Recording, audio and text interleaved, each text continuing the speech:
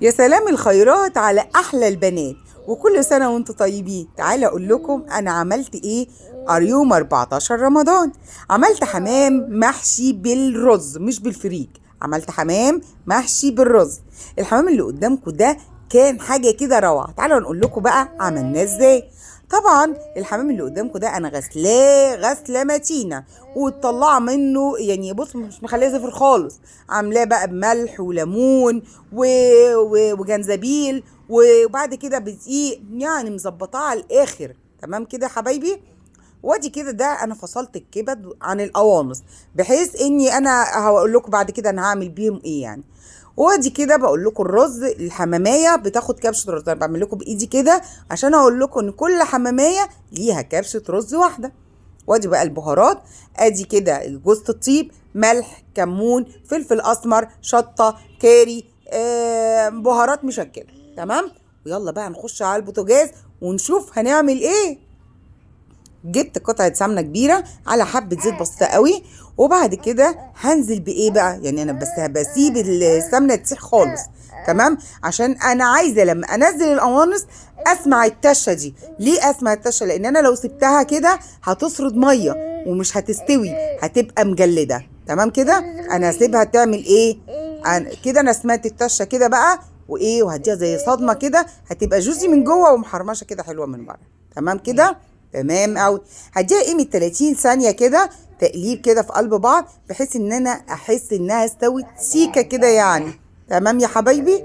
تمام قوي. وبعد كده هنزل بالكبد، بحيث ان انا لما اكون القوانص استوت يبقى الكبد ايه الاتنين يستووا مع بعض، لان القوانص بتاخد سوا اكتر شويه. الدد ايه بس. ماشي يا حبايبي. وادي بقى انا ما حطيتش البصلايه دي في التقديم. البصلايه دي انا قطعتها قطع صغيره خالص، وحطيت عليها فلفل اسمر وحبه ملح صغيره، وقعدت يعني ادعك فيها بايدي كده بقى علشان تطلع السكر. عايزه اقول لكم الحركه دي بتخلي الرز في حته تانية خالص، تخليه مسكر كده وحلو قوي.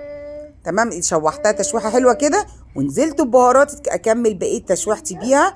وعايزه اقول لك يا بهاراتك ويا روايحك بقى وايه. وعايزه اقول لكم بقى كانت الريحه جامده وجميله قوي قوي قوي. تمام كده. هديها بالتقليبه كده قيمه 30 ثانيه كده، مش هطول في التقليب، لاني انا عايزه البصله بخيرها، مش عايزاها تتحمر ولا تاخد لون ولا اي حاجه. هنزل بقى بالرز زي ما انتم شفتوا كده، وهقلب تقليبه حلوه. وعايزه اقول لكم كل ما البصله ما خدتش تحميره، كل ما تدي سكاره للرز وتدي سكاره لاي نوع اكل انت بتعمليه. تمام كده يا حبايبي. هقلب بقى زي ما انتم شايفين كده، وهنزل بميه مغليه. ومعلومه تانية، عايزه الرز يبقى مفلفل معاكي ما يعجنش منك، اغسلي الرز بميه سخنه. اغسلي الرز بميه سخنه، وانت هتلاقي الرز ده ما يعجنش منك ابدا، ويطلع معاكي مفلفل كده وحلو قوي.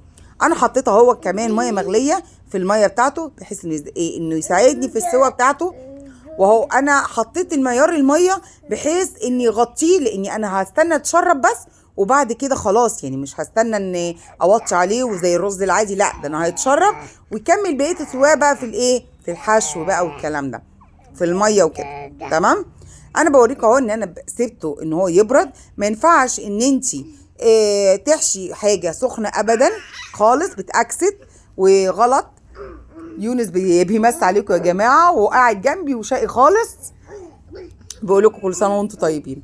المهم انا حشيت اهون، بس طبعا انا ماليش خلق ان انا احشي وانا واقفه، وطبعا يونس مش سايبني خالص، فلازم اقعد كده عشان اعرف احشي. وبرده ما كنتش عارفه احشي بسببه برده يعني.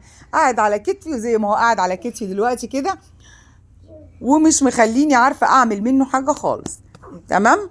المهم انا بوريكم اهون على قد ما بقدر كده من يونس ان انا ايه احشي قصادكم اهون. بحشي الحماميه من الاول من الزور. فانا طبعا منفذه الزور على الجلد من تحتي كده، منفذاهم على بعض. تمام يا حبايبي. وهفضل بقى ايه انزل من الزور كده على ايه، على الجسم من تحت، على الصدر من تحت كده. ما انا اصلا مفرغه تحت الجلد اصلا بصوابعي كده مفرغاه. وهحط بقى حبه صغننه خالص كده، ما تكبسيش الحماميه، عشان لو انت كبستيها هتفرقع منك في الشوربه. فانت ما تكبسهاش، اديها ريح كده، اديها براح بحيث ان يكون في واسع كده، لان الرزايه هتزيد، فبحيث انها تزيد وتديها واسع معاكي. تمام كده. ويونس زي ما انتوا شايفين مش سايبني خالص اهو، بيتسلقني اهو زي ما انتوا شايفين كده، ومش راضي يسيبني. وما كنتش عامله حسابي لا مسرح شعره ولا لابس ولا اي حاجه خالص، ومش راضي يسيبني. ويعني ما كنتش عامله حسابي انه يظهر معايا اصلا، وجي ظهر معايا بالعافيه بالعافيه زي ما هو دلوقتي كده، مش راضي يسيبني خالص. تعالى اقول لهم كل سنه وانتم طيبين. تعالى، هو ما بيتكلمش اصلا لسه. قول لهم باي، قول لهم ازيكم، قول لهم عاملين ايه، قول لهم عاملين ايه. ده اهو بص، هو بيقول لكم اهو، قول لهم كل سنه وانتم طيبين. قول، يلا قول. هو عمال يبص لكم بس. المهم هو برضه هو مش راضي يسيبني خالص. ها، وملك من جنبي عماله تقول له تعالى هنا يا يونس. الله الله، قول لهم كل سنه وانتم طيبين. عماله تقول له تعالى، طب وتحاول ان هو يروح لها ومش راضي ابدا. هو بيضحك لكم اهون عشان بتقول له بص للكاميرا، طب قول لهم باي، وهو مش راضي ابدا. اه تعالى جنب، تعالى جنب ماما. ده وملك عماله تعمل له حركات يعملها، وهو فرحان بقى، فرحان ان هو ابتدى يقلد الحركات يعني. لا، قول لا، قول لا. وانا بعد كده ما خلصت بقى، انا جيت على البوتاجاز. تعالوا بقى نسلق الحمام بتاعنا. جبت حله كده وحطيت فيها ميه مغليه، فيها قطايه، بصلايه، جزرايه، حبهان، ورق لوري، وحطيت الحمام. ولازم عشان الحمام ما يفرقعش منك تعملي ايه بقى يا شاطره انت وهي؟ تروحي حاطه الحماميه على بطنها كده، ما تحطهاش على ظهرها. لو عملتيها على ظهرها هتفرقع منك، انما حطيتيها على بطنها كده مش هتفرقع ولا تقولي يا راسي حتى، زي ما انت شايفه كده. بس مش عارفه اسجل منك. بص، هو بص زي ما انتوا شايفين كده مش راضي يسكت برضه.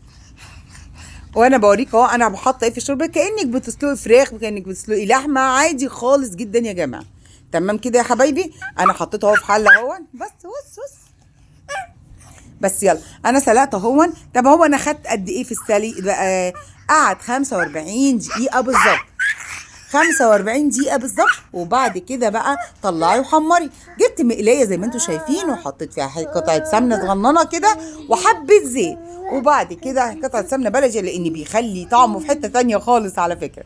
ورحت عاملاه زي ما انتوا شايفين كده. وكنت عاملة محشي قبلها بيوم وسويته النهاردة في اليوم ده. وادي الرز بتاعي اللي متبقي من وده الرز المتبقي من رز الحشو بتاع الحمام. وعايزه اقول لكم ان اتبطرنا على المحشي الكرنب، وحبينا قوي الرز المحشي دون، وكان طعمه ألذ من المحشي كمان والله العظيم. كنت وصلتي معايا لغايه هنا، يلا حطي لايك واشتراك وباي.